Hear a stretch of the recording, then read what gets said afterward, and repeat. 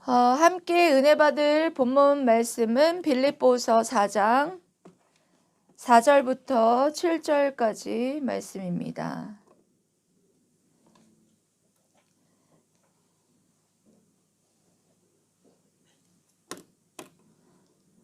교독하도록 하겠습니다. 주 안에서 항상 기뻐하라. 내가 다시 말하노니 기뻐하라. 너희 간영을 모든 사람에게 알게 하라. 주께서 가까우시니라. 아무것도 염려하지 말고 다만 모든 일에 기도와 간구로 너희 구할 것을 감사함으로 하나님께 아뢰라.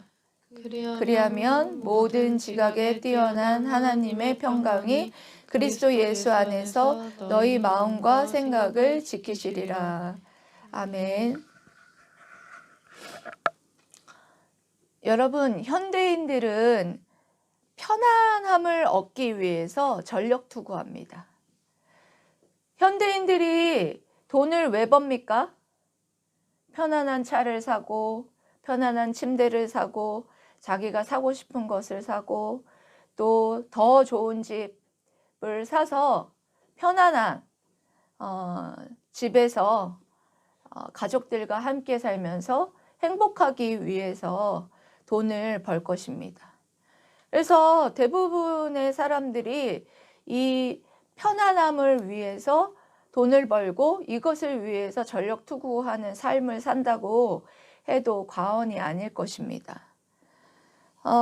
그런데 편안함과 평안함이 있는데요. 이 둘의 차이가 있어요. 편안함은 돈으로 살 수 있는데 평안함은 돈으로 살 수가 없습니다. 그리고 편안함은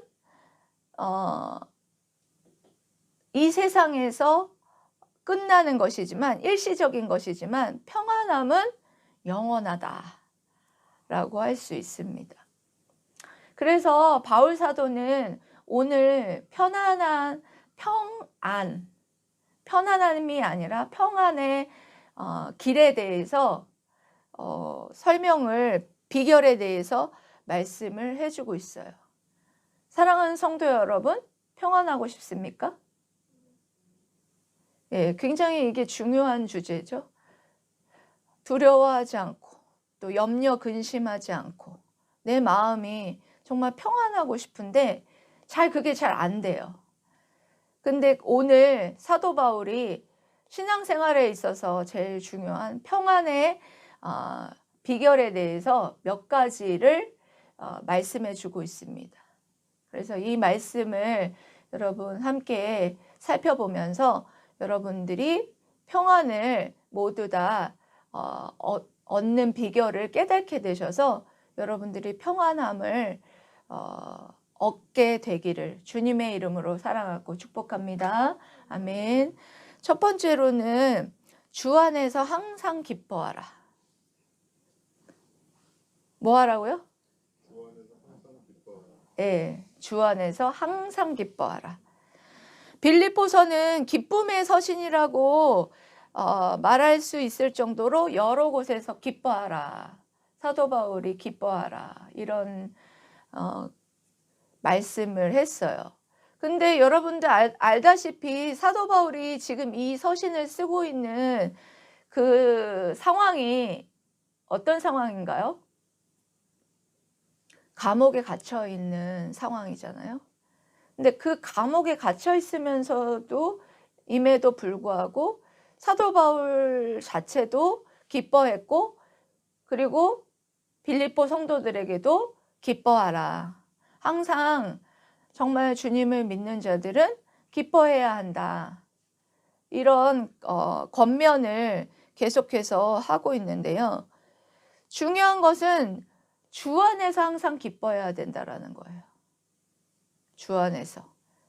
그러니까 이 기쁨은 세상이 주는 기쁨이 아니에요. 주 안에 거할 때만이 얻을 수 있는 참된 기쁨이다라는 것을 사도 바울이 말해줍니다.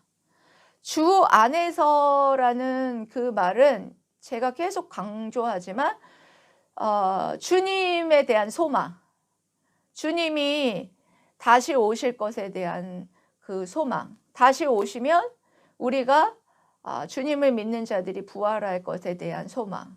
그것이 있는 자들은 어떤 상황과 환경에 처할지라도 어려운 고난 속에 있을지라도 기뻐할 수 있고, 그리고 주를 신뢰하기 때문에 그 주님을 신뢰함 속에 있기 때문에 어떤 상황 속에서도 주님께서 나를 이 고난과 역경에서 건져줄 것이다 라는 항상 주님을 신뢰하는 그 마음이 있기 때문에 그 안에서 이 거하는 자는 기뻐할 수 있다라는 것입니다. 그래서 그런 결코 주님을 신앙한다면 결코 정말 기뻐할 수 없는 현실 가운데에서도 기뻐할 수 있다라는 것입니다. 여러분, 우리가 하나님과의 관계가 제대로 잘 서져 있는가, 바른 관계 있는가, 아니면 지금 하나님과 관계가 깨어져 있는가, 그거를 알 수 있는 기준이 뭐냐? 바로 기쁨이에요. 내가 이 세상의 기쁨 말고요, 주님이 주시는 그런 기쁨으로 내 안에 내적으로 그런 기쁨이 있느냐 없느냐, 여러분들 다 스스로 알잖아요. 예? 그것이 있는 사람은 하나님과의 관계가 잘 원활하게 지금 이루어지고 있는 것이고, 내 안에 그런 내적인 기쁨이 없다면 하나님과의 관계가 깨어졌다라는 거예요. 세상적으로는 세상이 주는 기쁨은 여러분 다 느낄 수 있어요. 우리 아이가 좋은 대학에 가고 좋은 집을 사고 또 진급을 하고, 예? 돈을 많이 벌고 뭐 이런 거, 그런 것도 좋죠.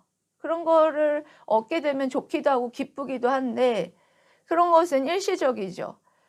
근데 세상적인 기쁨과는 다른 이 기쁨은 정말 하나님께서 정말 기쁨이시기 때문에 하나님과의 관계가 잘 이루어져 있는 지체는 그 마음에서 하나님이 주시는 기쁨이 넘쳐 흐른다라는 것입니다. 하나님과의 바른 관계에 있지 않는 사람들은 뭐가 넘치냐? 기쁨 대신에 늘 원망과 불평이 그 입술에서 끊이지 않습니다. 그래서 오늘 말씀에서 항상 기뻐하라, 이 말은 내가 기뻐하지 않아도 된다 뭐 이런 말이 아니라, 항상 기뻐하라는 것은 내가 항상 기뻐할 수 있도록 끊임없이 노력해야 된다라는 뜻이에요. 내가 이 기쁨을 잃어버린 것이 무엇인가? 그런 것을 찾아내고, 여러분 그런 게 뭐겠습니까? 예? 죄죠, 죄. 하나님과의 관계를 깨트리는 것은 첫 번째로는 죄예요, 죄. 내가 내적으로 기쁨이 없고 그와 같이 하나님과의 관계가 깨어져서 기쁨이 없다라는 것은 첫 번째로는 내가 하나님 앞에 죄가 있는가 없는가를 물어봐야 돼요. 생각해 봐야 돼요. 그래서 제가 하나님 앞에 죄가 있다면 그 죄를 찾아내서 하나님 앞에 회개해야 해요.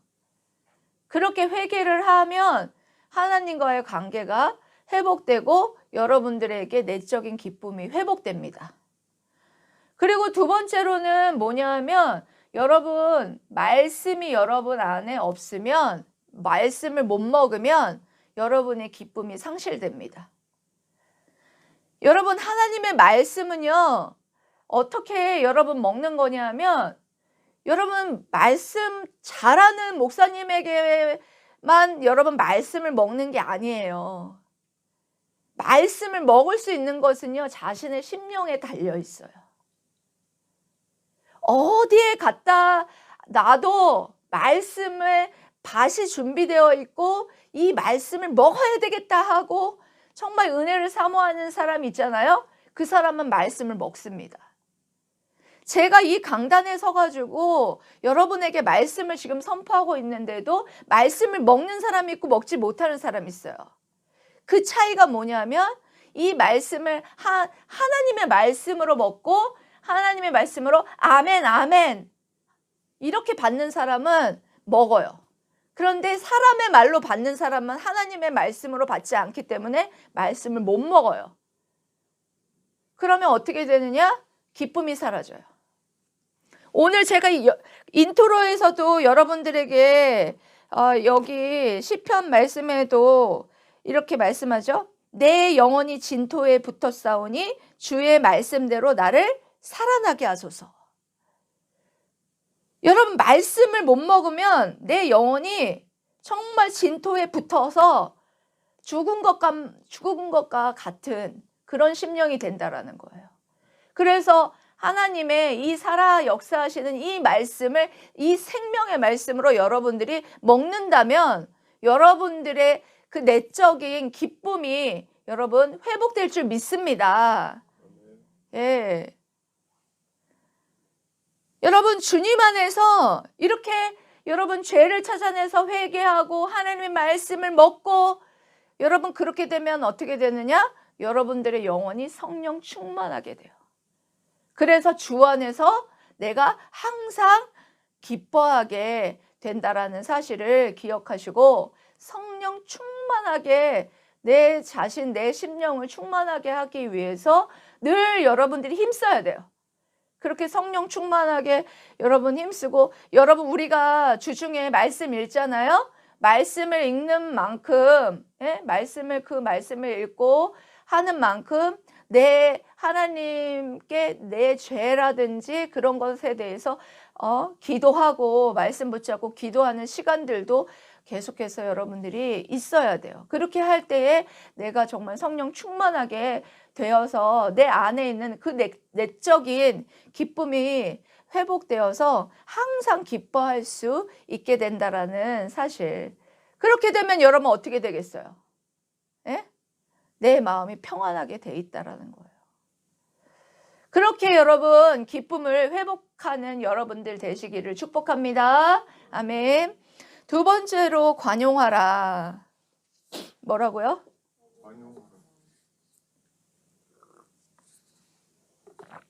관용하라. 5절 말씀 한번 읽어보세요, 여러분. 다시 한번 5절 말씀 시작. 너희 관용을 모든 사람에게 알게 하라. 주께서 가까우시니라. 아멘. 여러분 하나님의 무조건적인 은혜로 여러분 구원을 받았다면 그 사실을 인식하고 있는 모든 사람들은 어떻게 해야 되냐? 모든 사람에게 관용을 베풀어라. 여러분 그럼 관용이라는 말이 좀 생소하신가요? 관용이라는 말이 생소하시죠? 관용이라는 말은 어떤 뜻이냐면 영적인 인내 속에서 너그러움을 유지하는 그런 상태를 말합니다. 이거랑 같은 단어가 뭐가 있겠습니까? 영적인 인내 속에서 너그러움을 유지하는 상태. 용서. 예. 자비도 비슷해요. 관용, 자비, 용서 이거 같은 비슷한 맥락의 그런 단어인데요. 그래 여러분 베드로가 주님께 물어봤죠. 얼마나 용서를 해줘야 되느냐 이렇게 물어봤을 때 70번에 7번을 용서해줘라. 주님께서 이렇게 답변을 해주신 적이 있으셨어요. 이 말은 뭐냐 하면 무한대. 베드로 네가 용서를 받았으니까 무한대로 다른 사람을 용서해줘라. 용서를 구한다면 그를 용서해줘라 라는 거예요. 그 관용을 모든 사람에게 알게 하라고 말하는데요. 모든 사람은 신자와 불신자 모두를 말합니다. 왜 이렇게 관용을 베풀어야 하냐면 주님의 때가 가까웠기 때문이라는 거예요. 주님의 때가 가까웠다라는 그 말은 주님의 재림의 때가 가까웠다. 그러니까 시간적인 의미인데요. 그렇다고 해서 여기 이 시간적인 의미가 재림의 임박성을 주장한 극단적 종말론적인 의미가 아니라 신앙적 긴장을 표현한 그런 표현이다라고 여러분들이 생각하시면 됩니다. 가까웠다라는 거예요. 그거를 신앙적으로 주님의 때가 가까웠다라는 것을 긴장하고 정말 오늘이 마지막인 것과 같이 정말 주님이 내일 오시는 것과 같이 그렇게 너희가 다른 사람을 용서하고 살아가라 라는 말씀을 하시는 것입니다.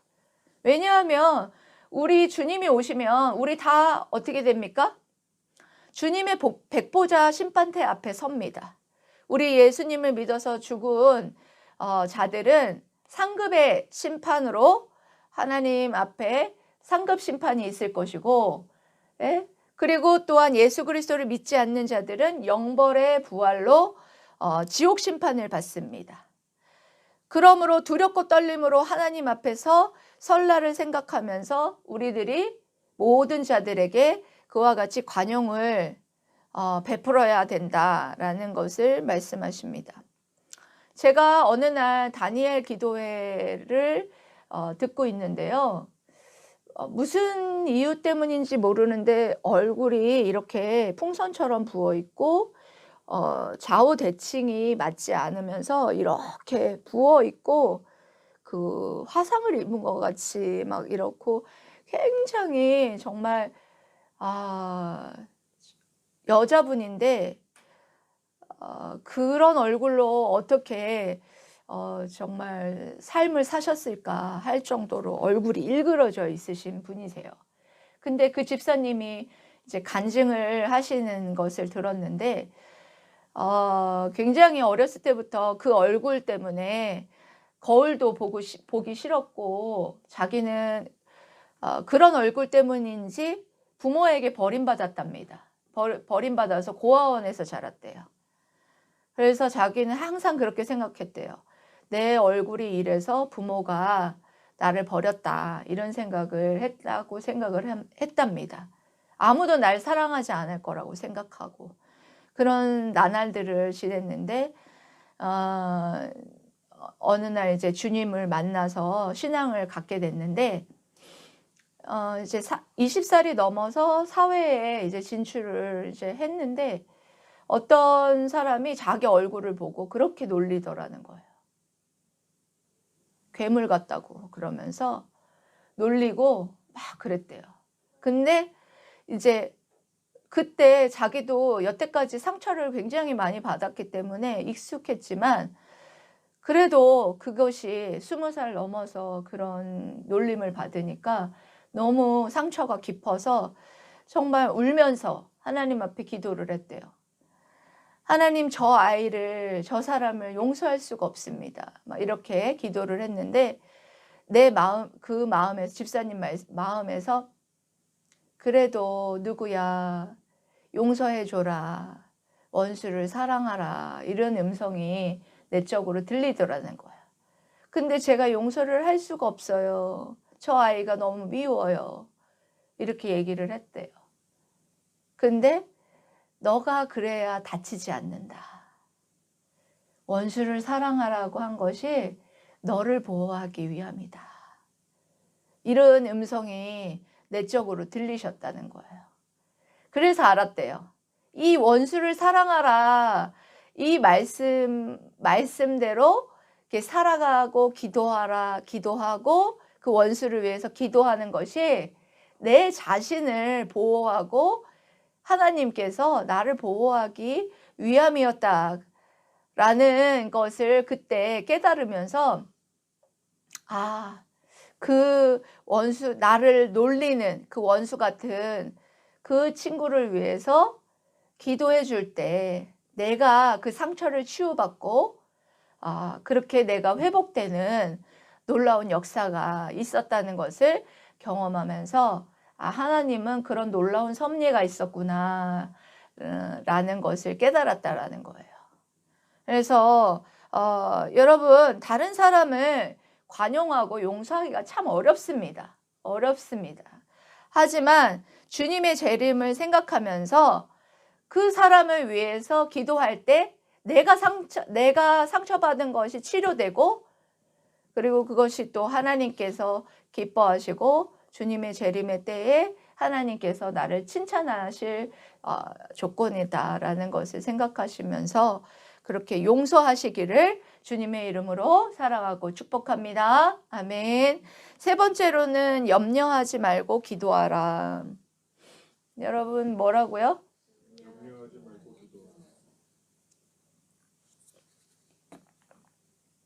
6절 말씀입니다. 읽어보시겠습니다. 6절 말씀.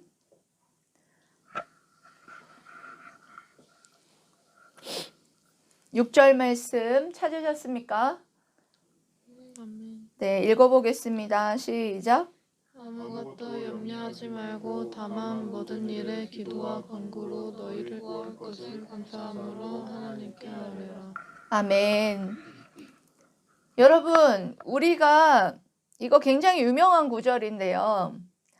염려하지라는 단어를 보면 염려라는 것은요.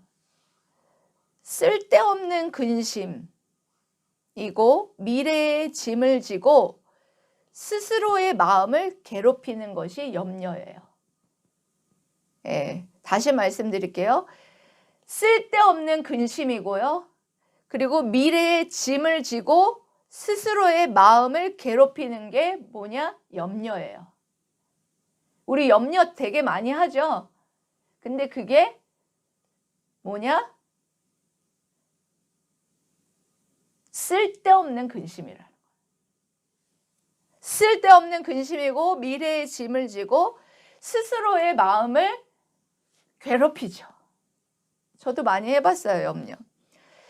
사람들은 흔히 뭘 제일 많이 근심하고 염려하냐면 의식주에 대해서 가장 많이 염려 근심을 합니다. 자기 미래에 대해서, 학생들 같은 경우에는. 내가 무엇을 먹을까, 무엇을 마실까, 무엇을 입을까, 이거에 대해서 염려한단 말이에요.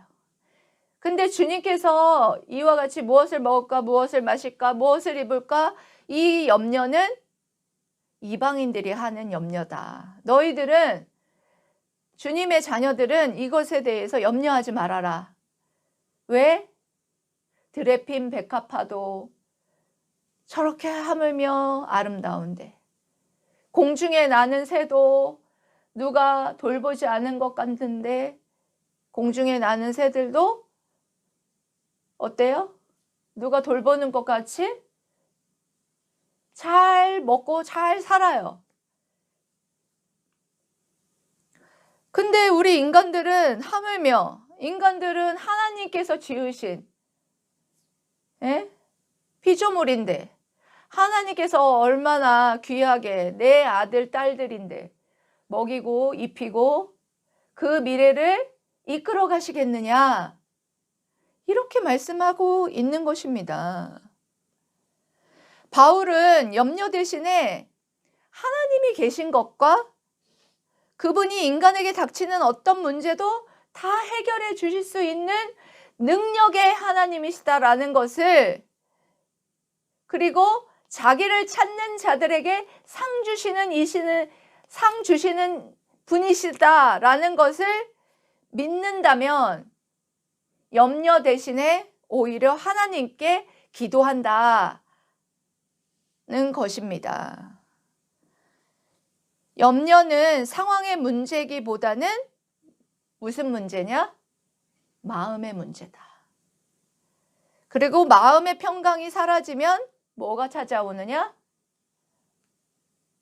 염려가 들어옵니다. 그러므로 여러분 염려하지 말고 기도합시다. 어떻게 기도하느냐 말씀하고 계시는데요. 어떻게 기도하느냐? 감사함으로 기도하라. 여러분 뭐 함으로 기도하라? 감사라는 것은 하나님에게 활동 자리를 내어드리는 것을 말하는 것입니다. 여러분들이 백날 싸질머지고 염려해봤자 풀리는 게 없어요. 하나님 앞에 감사함으로 기도하잖아요. 그러면 하나님께서 일하신다는 거예요. 과거의 축복과 현재의 은총에 근거해서 미래에도 축복하실 것을 믿고 하나님의 뜻이 항상 최선이다 라는 것을 인정하는 것이 바로 감사함으로 기도하는 것이다. 이 모습은요, 굉장히 성숙한 기도의 모습이 바로 감사의 기도의 모습입니다. 하나님께 지금의 모든 상황을 뭐 하는 거냐면 내려놓는 거예요. 그리고 내가 원하는 대로 응답하지 않으셔도 뭐 하는 거냐? 감사합니다 라는 뜻입니다. 그렇게 기도하면 어떻게 하시냐? 여러분 7절 말씀입니다. 그렇게 감사함으로 기도하면 어떤 놀라운 일이 있느냐? 7절 말씀 찾아보십시다. 예, 읽어보세요. 시작. 그리하면 모든 지각에 뛰어난 하나님의 평강이 그리스도 예수 안에서 너희 마음과 생각을 지키시리라. 아멘.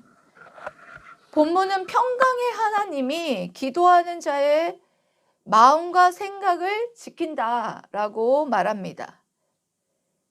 이는 문제가 해결되지 않아도 평강의 하나님이 마음을 붙잡아 주시기에 염려하지 않게 된다는 말이에요.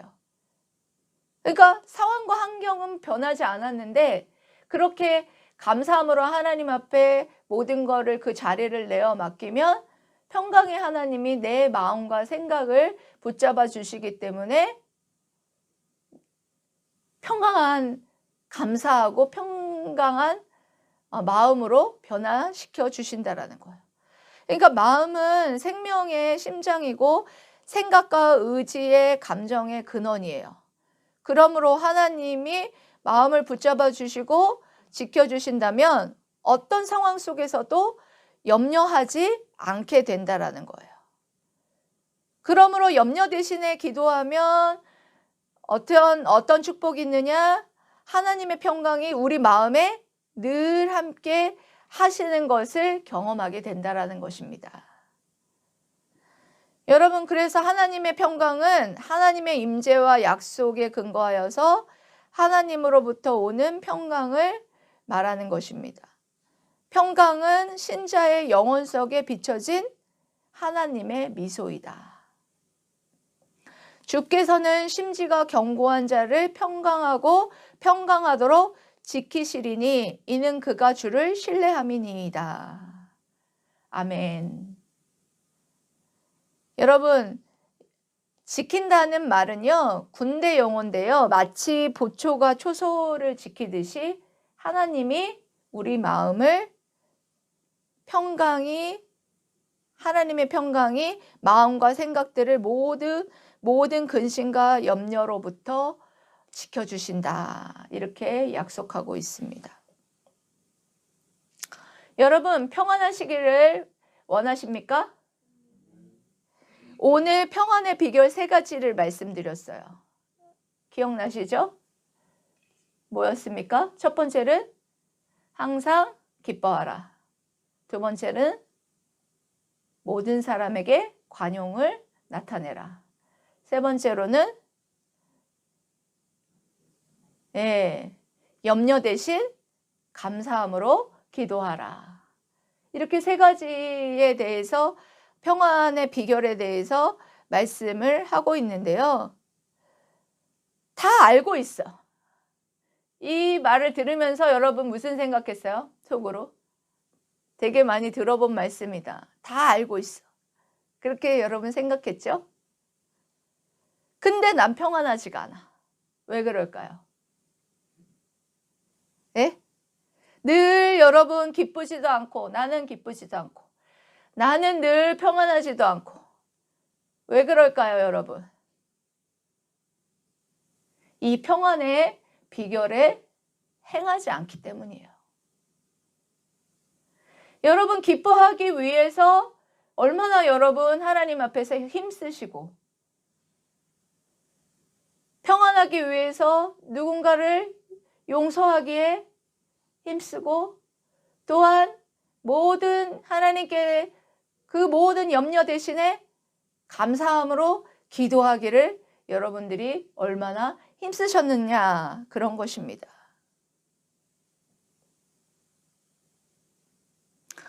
여러분 이번 주부터는 하나님과의 관계가 깨어진 것은 없는지 여러분 한번 체크해 보세요. 관계가 깨어진 것에 대해서 체크해 보시고 하나님 앞에 죄를 고백하시고 회개하시고 하셔야지 평강을 누릴 수 있어요. 그리고 하나님의 말씀을 내가 먹고 있는가? 내가 말씀을 정말 왜 못 먹고 있는 것인가? 정말 말씀을 먹어야 내 영혼이 살아나는데 내 갈급함이 없어서 그런 것인가? 아니면 사람의 말로 받고 있어서 그런 것인가?